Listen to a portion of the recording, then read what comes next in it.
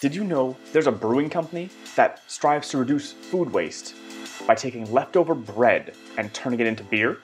Find out more on today's episode of Strategy Made Simple. Hi, I'm Matthew Rempel, and today we're going to be going through the social business model canvas using the resources section as our foundation, and we're also going to be looking at a case study of Toast Ale.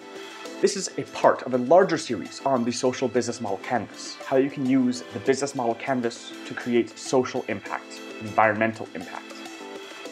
And today we're focusing on the resources section. So, what are the resources that your business has? So there are 4 basic forms of resources that a business has. It's got human resources, it's got intellectual or informational resources, it's got physical resources, and finally, it has capital or financial resources. Usually, human resources, that's your staff, talent, contractors, connections, trainers, the people and the things that people do that hold value. Typically, human resources are more often used in service-based industries or in research-based industries where the knowledge of the individuals are a key component of the business model. Human resources also include your support teams, the people who keep things going in the background. And as I mentioned, they also include the connections between people.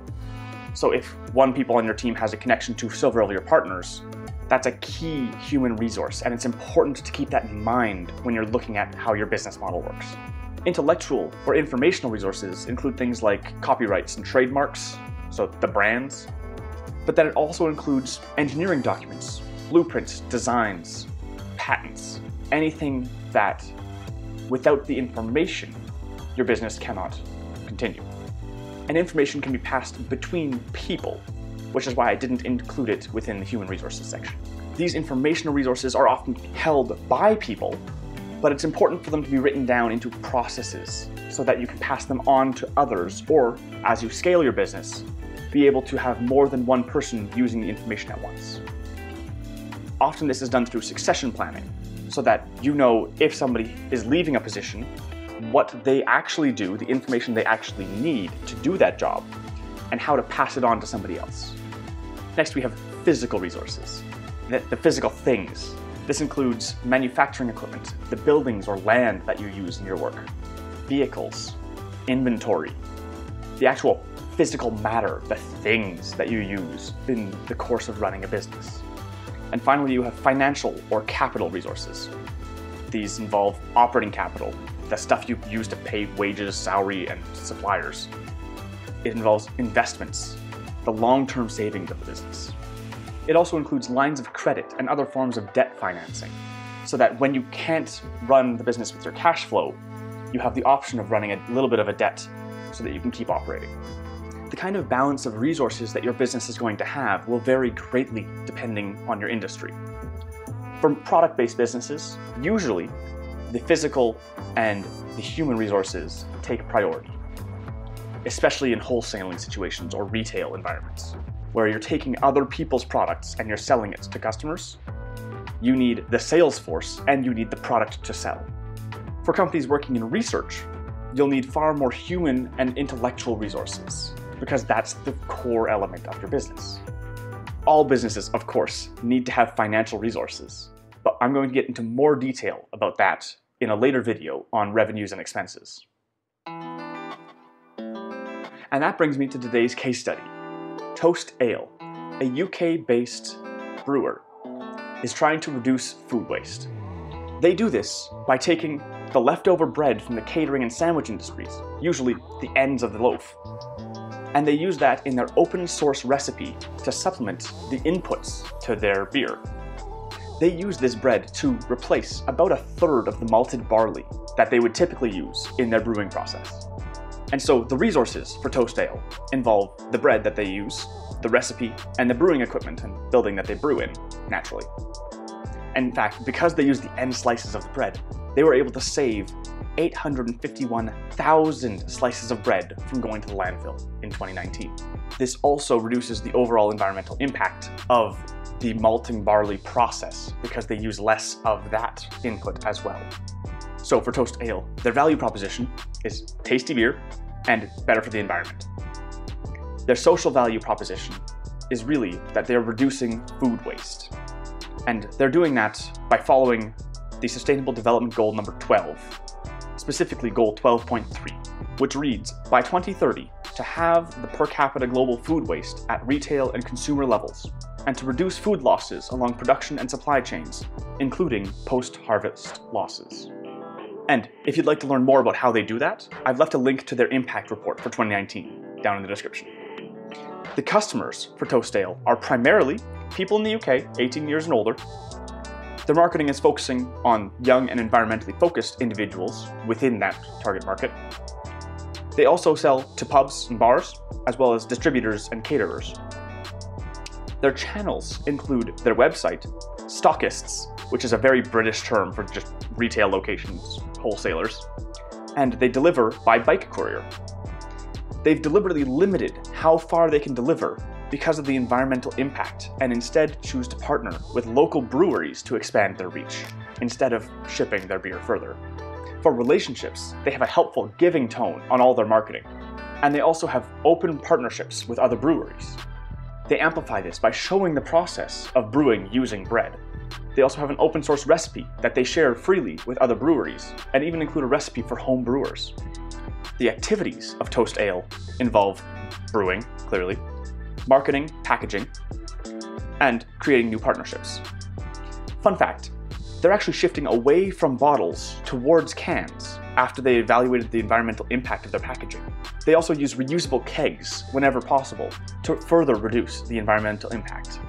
Toast Ale's partners involve breweries across the UK and in the US, caterers and the sandwich industry in the UK to hit scale, and when they're partnering with local breweries elsewhere, they're also partnering with local bakeries so that they can get access to that leftover bread. They also partner with food waste reduction charities and the B Corp and Social Enterprise UK certifications. When they're partnering with local bakeries, it's a win-win. The bakery donates the bread for free, and in return, they don't have to pay to get it shipped away as waste. For Toast Ale's revenue, it's primarily the sale of beer, and for expenses, the majority is likely spent in ingredients and packaging, paying for the buildings, equipment, and their staff.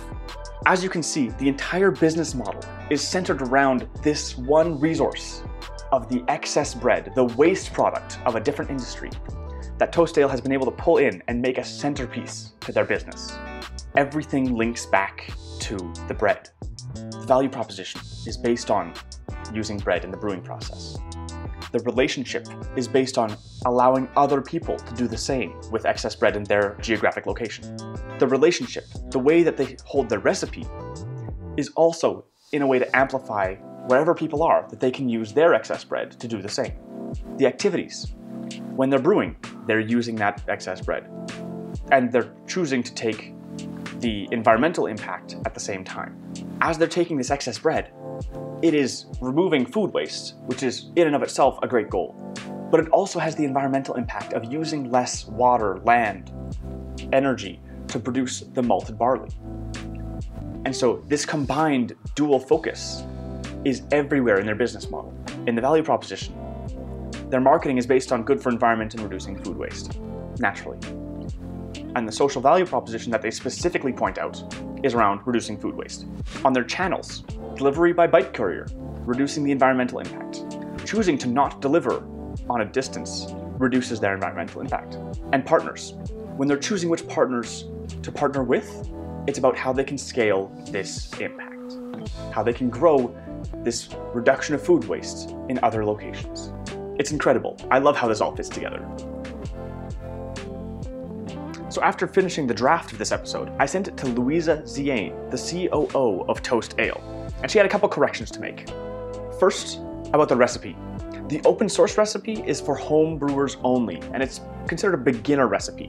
When they're partnering with breweries, they work with them to create a specific recipe based on their water content, the kind of malt and hops that they have available there. Also, Toast Ale doesn't own any brewing equipment themselves, but they contract out to other breweries. So a correction to the expenses area, they don't pay for the brewery or the land that it sits on, but instead they pay a contract fee to a brewery that brews for them, and then they pay primarily for storing the beer once it's made. And finally, delivery by bike courier is only available within London, and they still use road transport in other areas, although they're working on spreading that bike courier network. Thank you, Louisa, for those corrections. When I'm first modeling out these case studies, I do it primarily based on publicly available information. And so when I'm able to get corrections from internal sources, it's all the better, and it helps us make a clearer view of the business model. I'd like to thank Toast Ale for partnering with me on this episode and sending me some of their video resources to include on the episode. Thank you. And thank you for joining us. If you have any questions about social enterprise or business modeling for social enterprise, please email me, matthew@strategymadesimple.ca, or tweet at me, @MatthewRempel. I run online workshops for quick iteration of social business model canvases. Click the link below to see when the next one is. Would you like to learn more about joining the social enterprise movement? Do you have an idea for social business and want to get some advice? Join us at Social Economy Connect. Social Economy Connect is a group of people that are interested in doing better business. If you'd like to join us, there's a link down in the description. We'd love to have you. And as you go to build up your social business, to figure out what resources you have, keep it simple.